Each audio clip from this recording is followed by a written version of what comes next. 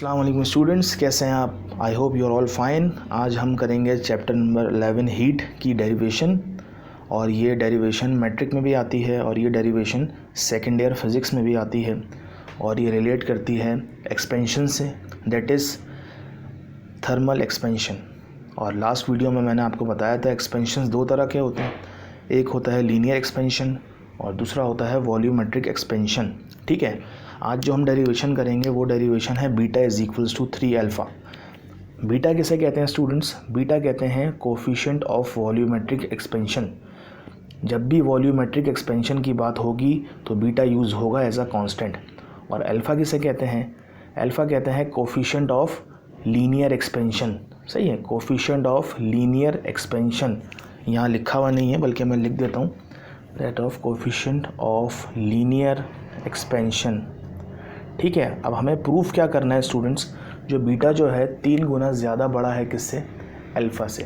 तो ये डेरिवेशन बहुत ही इंपॉर्टेंट डेरिवेशन है, मैट्रिक और सेकंड ईयर के हवाले से दोनों में आ सकती है ये। ठीक है, तो सबसे पहले एक काम करें, सबसे पहले आप बनाएंगे क्यूब। ठीक है, क्यूब की लेंथ भी होती है, या आपने लेंथ शो कर दी, ब्रेथ शो कर दी है, और दिस वन इज़ हाइट। तो क्यूब की 3 साइड्स होती हैं, लेंथ, ब्रेथ और हाइट। सही है। अच्छा, एक बात याद रखें, हीट वाले चैप्टर में अगर हम हीट नहीं दे रहे, मतलब हीट से पहले की जो डायमेंशंस होंगी, मतलब कि लेंथ, ब्रेथ और हाइट, तीनों को हम डिनोट करेंगे 1 से, L1, B1, H1।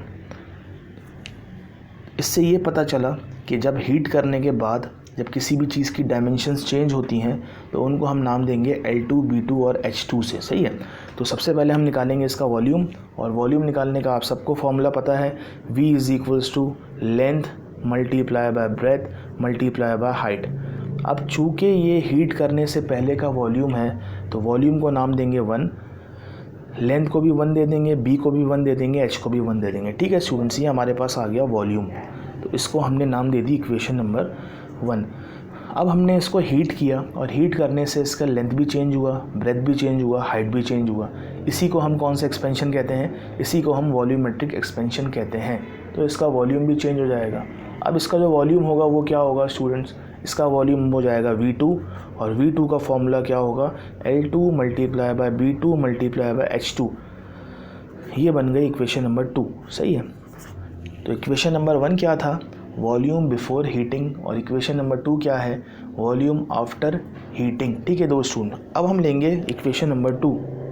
अब हम लिखेंगे यहाँ पे फ्रॉम इक्वेशन 2। अब इक्वेशन 2 को यूज़ करेंगे। अब देखें हम क्या करेंगे, V2 is equals to L2 multiply by B2 multiply by H2। अब V2 का फॉर्मूला पुट करेंगे। अब V2 का फॉर्मूला क्या होता है वो मैं आपको बता देता हूँ। वो फॉर्मूला होता है V1 1 plus beta delta T. V1 1 plus beta delta T. L2 का फॉर्मूला क्या होता है? L2 का होता है L1 1 plus alpha delta T. अच्छा, B2 का क्या होता है? B2 का होता है B1 1 plus alpha delta T. और H2 का क्या होता है? H2 का भी यही होता है H1 1 plus alpha delta T. तो ये हमने V2 की जगह V2 का फॉर्मूला पुट किया। ठीक है स्टूडेंट्स, और L2 की जगह L2 का फॉर्मूला, B2 की जगह B2 का, और H2 की जगह H2 का फॉर्मूला हमने पुट किया। अब आपको पता होगा ये तीनों चीज़ें आपस में क्या हो रही हैं? मल्टीप्लाई हो रही हैं। तो हमने क्या किया, L1 को और B1 को और H1 को एक तरफ कर लिया, और ये जो ब्रैकेट है 1 प्लस अल्फ़ा डेल्टा टी, ये लिखा हुआ है 3 बार, 1 2 3। वो तो आपने सुना ही होगा, बेसिस सेम पावर ऐड। इसकी पावर अगर 1 है, इसकी पावर 1 है, तो इसकी पावर भी 1 होगी, तो इसका पावर बनेगी टोटल 3। सही है, और उल्टे हाथ पे ये चलता रहेगा, V1 1 plus beta delta T. ये चीज़ हो गई। अब हमें पता है इक्वेशन 1 क्या कहती है? इक्वेशन 1 कहती है कि V1 बराबर है L1 B1 H1 के। तो ये देखें आपके सामने लिखा हुआ है L1 B1 H1, इसकी जगह हम लिख देंगे V1। ठीक है, और अब ये देखें फॉर्मूला यूज़ हो रहा है मैथमेटिक्स का, A plus B whole cube, A plus B whole cube. सही है, और आपको ये फॉर्मूला पता होना चाहिए, बल्कि पहले मैं यही स्टेप दोबारा लिख देता हूँ, 1 plus alpha delta t whole cube. अब फॉर्मूला यूज़ होगा 1 plus B whole cube, A plus B whole cube. Formula होता है A plus B whole cube का, a cube plus b cube plus 3a² b plus 3ab², ये formula होता है students. अब put करें, v1 की जगह v1 एज इट इज़ आ गया, सही है।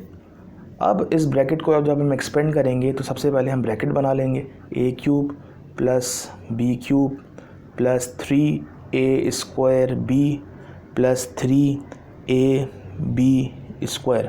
यहाँ तक आपके समझ में आ गया होगा, ठीक है स्टूडेंट्स। अब पुट करेंगे वैल्यूज़, a की जगह आएगा 1, b की जगह आएगा अल्फ़ा डेल्टा t, a की जगह आएगा 1 alpha delta t, 1 alpha delta t। 1 का क्यूब होता है 1, ठीक है स्टूडेंट्स। अल्फ़ा डेल्टा t का क्यूब क्या होगा, इसका क्यूब होगा alpha cube delta t cube, क्योंकि दो चीज़ें हैं यहाँ पे। प्लस 1 का स्क्वायर 1 होता है, 1 3 ज़ा 3 और बाकी चीज़ एज इट इज़ आ गई, प्लस 3 1 ज़ा 3 और इन दोनों का स्क्वायर क्या होगा, अल्फ़ा स्क्वायर डेल्टा t²। तो ये हो गया 3 अल्फ़ा स्क्वायर डेल्टा t², सही है। अल्फ़ा स्क्वायर डेल्टा t², ये आ गया आपका। अब अल्फ़ा की जो वैल्यू होती है ना, वो पहले ही माइनस में होती है, बहुत छोटी वैल्यू होती है। और छोटी वैल्यू का अगर स्क्वायर करें तो क्या होगा, और छोटी चीज़ आ जाएगी। तो हम क्या करेंगे, जहाँ जहाँ अल्फ़ा क्यूब लिखा है और जहाँ जहाँ अल्फ़ा स्क्वायर लिखा है, उन पावर्स को हम क्या करेंगे, निगलेक्ट करेंगे। तो यहाँ लिख लें आप, we neglect alpha square and alpha cube. Neglect का मतलब है इसको ज़ीरो के बराबर ले लें। जब ये ज़ीरो हो जाएगा, देखें ये ज़ीरो हो गया पूरा, अल्फ़ा क्यूब अल्फ़ा स्क्वायर, ये वाली टर्म भी ज़ीरो हो गई। तो हमारे पास क्या बचा, हमारे पास बचा 1 + 3 अल्फ़ा डेल्टा t, और ब्रैकेट में यहाँ बचा हमारे पास v1, और लेफ़्ट हैंड पे हमारे पास क्या चल रहा था, ये देखें स्टूडेंट्स, लेफ़्ट हैंड पे चल रहा था v1 1 + बीटा डेल्टा t। अब आमने सामने v1 कैंसिल हो गए, तो हमारे पास रिमेनिंग क्या बचा, 1 + बीटा डेल्टा t और 1 + 3 अल्फ़ा डेल्टा t। ये 1 अगर मैं यहाँ ले आऊँ तो ये हो जाएगा 1 + beta delta t is equals to 1 - 1, क्योंकि ये प्लस का 1 था, यहाँ आके माइनस का हो गया, प्लस 3 अल्फ़ा डेल्टा t। 1 से 1 कैंसिल हो गए, तो ये अच्छा ये हटा दूँ 1, क्योंकि ये यहाँ आ गया, ये बनेगा beta delta t is equals to 3 alpha delta t। Delta T cancel, तो लास्ट में हमारे पास जो वैल्यू बची वो क्या बचेगी, मैं यहाँ लिख रहा हूँ, beta is equals to 3 alpha. तो यहाँ से प्रूव हो गया कि coefficient of volumetric expansion is 3 times that of coefficient of linear expansion. मतलब बीटा जो है 3 गुना ज़्यादा होता है किससे, अल्फ़ा से। बीटा में 3 चीज़ें बढ़ती हैं, लेंथ ब्रेथ हाइट, और अल्फ़ा में सिर्फ एक ही चीज़ बढ़ती है, दैट इज़ लेंथ। तो ये स्टूडेंट्स बहुत ही इंपॉर्टेंट डेरिवेशन थी, इसको याद कीजिएगा। Thank you.